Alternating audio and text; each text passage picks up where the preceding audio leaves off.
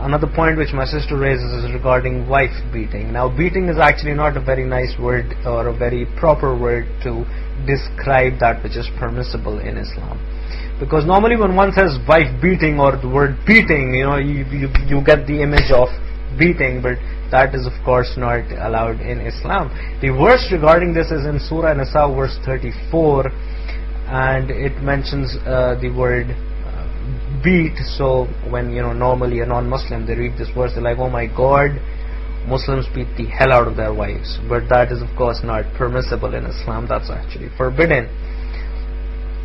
The part over here is the verse related to this beating issue is that if you suspect disloyalty or ill conduct on behalf of your wife, so there's a clear direction and a reference to a immoral behavior, a disloyal behavior by your wife. So then you are still not to beat her, you are to just stop talking to her, then stop sharing your bed with her. So there are a couple of steps, and only to the extreme end, when your wife does not care whether you talk to her or you do not talk to her, she will go on doing whatever she has to do, or she does not care whether you sleep with her or not, and she will keep on doing whatever she has to do. So of course the man will get frustrated, he will get angry, he will get frustrated. And generally in a normal society, if you see, people end up beating wives for these cases.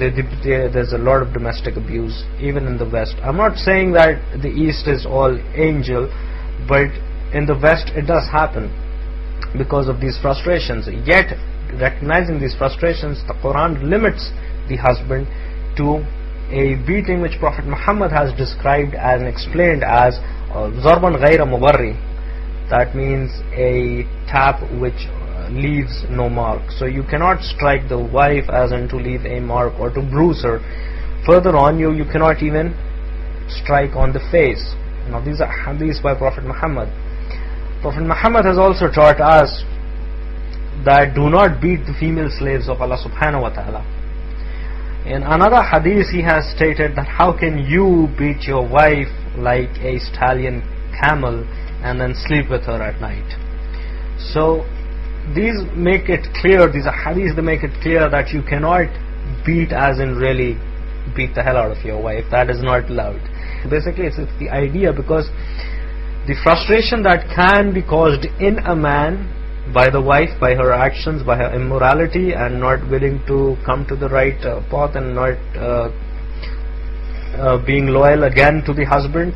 So the frustration, it's just to control so that it does not explode. Because if it would have explored, then the person would surely, then domestic violence can get really violent.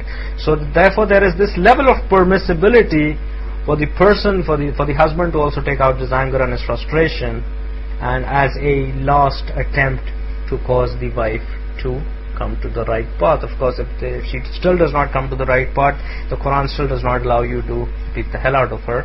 What you can do is probably, okay, you can consult someone, you can arrange for a divorce or whatever the case might be. That depends on a situation specific, whatever the thing is. So this is basically the concept of wife beating, although I really do not want to use this word beating because it gives a completely different picture.